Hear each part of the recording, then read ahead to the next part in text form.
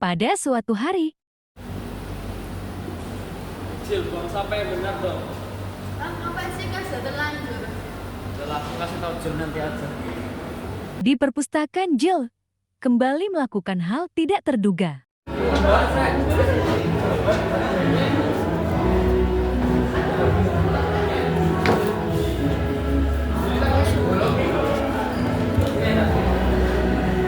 Bosan banget gue nih.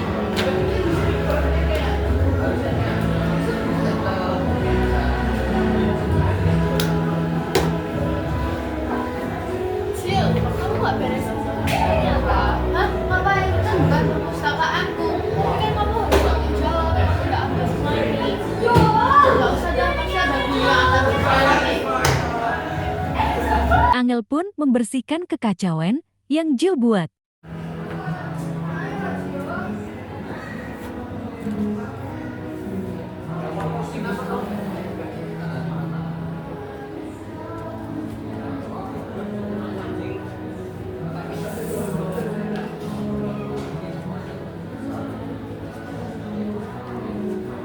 Saat Ari dan Angel merapikan kelas, Jill pun cuek sambil bermain game.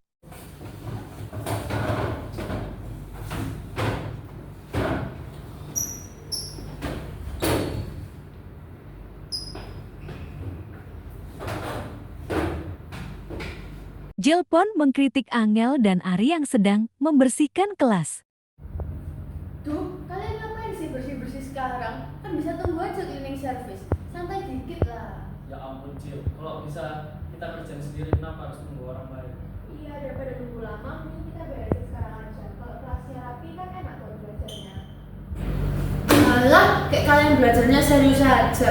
Emang kalau mejanya miring sedikit, kalian nggak bisa belajar? Bukan gitu Jil, tapi kalau ada yang bisa kita kerjain sendiri, kenapa harus nunggu orang lain? Lagian ini bagian dari gotong royong. Gotong royong, kayak di buku pendidikan Pancasila itu. Ya, kurang lebih gitu, tapi gotong royong bukan hanya dari buku aja, tapi penting dalam kehidupan sehari-hari kita. Kalau kita mau kelas kita nyaman, ya kita sendiri yang harus jaga. Tapi kan bukan urusan kita, kan ada cleaning service yang dibayar. Ya benar sih, tapi kalau kita nunggu orang lain kerjain, kapan akan selesai? Lagian kalau semua orang mikir kayak kamu, Jill, dunia ini bakal kacau. Masa setiap ada masalah dikit, kamu langsung lepas tangan gitu aja? Tapi jujur, aku agak males sih kalau ngerjain sesuatu yang bukan urusanku. Ari dan Angel pun menasihati Jill yang masih belum sadar. Nah itu dia masalahnya. Gotong royong ngajarin kita buat peduli, nggak cuma mikir diri sendiri. Kalau pekerjaan bareng-bareng kan jadi lebih gampang. Benar. Iya, Jill, kayak kemarin pas kita kerja kelompok, ingat nggak? Kita bagi-bagi tugas biar selesai tepat waktu. Itu juga gotong royong loh. Kalau satu orang dua yang ngerjain, dia pasti capek.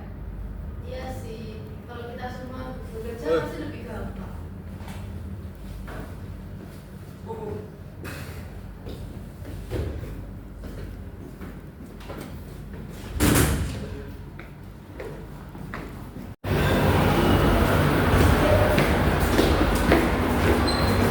Nah itu dia, gotong royong nggak cuma buat hal besar kayak bangun rumah atau nangka juga. Orang kecil juga bisa contohnya di sekolah ada sama berserakan bahkan di guru tua. Ya, lagi di Al-Quran kita juga diajarin buat saling membantu. Kayak di Galatia 6 ayat 2. Bertolong-tolonglah menanggung bebanmu, demikianlah kamu memenuhi hukum Kristus. Oh, berarti ini bukan tentang hanya sekolah dan budaya ya, tapi juga tentang ajaran dari Tuhan. Iya. Tuh. Untuk kamu sadar, Tuhan mau kita untuk tolong menolong bukan cuek sama orang lain. Kalau ada yang butuh bantuan ya kita bantu, bukan dicuekin aja. Kita mulai dari mana sesuatu kalau bukan kita yang berdiri sama lingkungan sekitar, siapa lagi? Ada juga sih. Pikir-pikir, aku agak cuek ya. Iya. Ari pun mengajak Angel dan Jill kembali ke kelas. Akhirnya kamu sadar juga, tapi nggak apa-apa. Yang penting kamu ngerti sekarang. Yuk, sekarang kita balik ke kelas.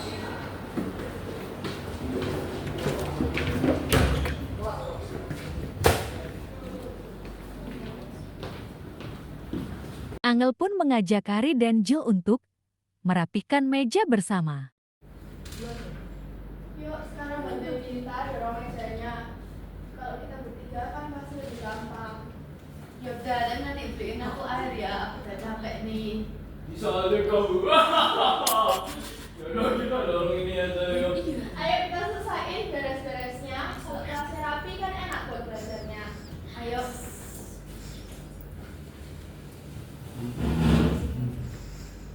Mereka pun tertawa dan meninggalkan kelas. Enggak itunya loh.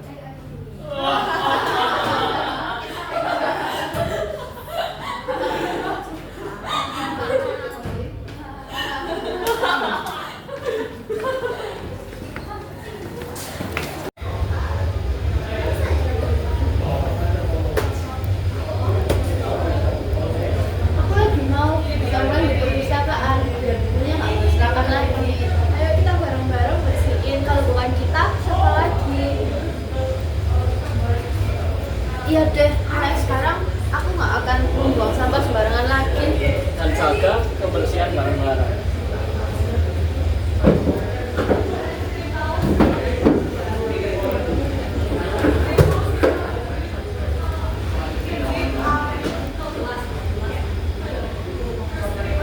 Mentoro yang ngajarin kita nggak cuma buat kerja bareng tapi juga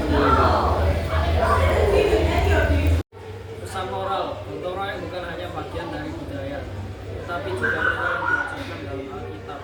Dengan saling membantu kita menciptakan lingkungan yang lebih baik dan menjalankan ajaran Tuhan dalam kehidupan sehari-hari. Nomor 1, Mentoro yang tidak kepedulian. Kisah ini menekankan pentingnya bekerja sama dan tidak hanya mengandalkan orang lain. Mentoro yang membantu menciptakan lingkungan yang lebih baik bagi semua. Nomor 2, utamakan kepentingan bersama. Karakterku awalnya tidak ingin membantu karena merasa itu bukan tanggung jawabnya.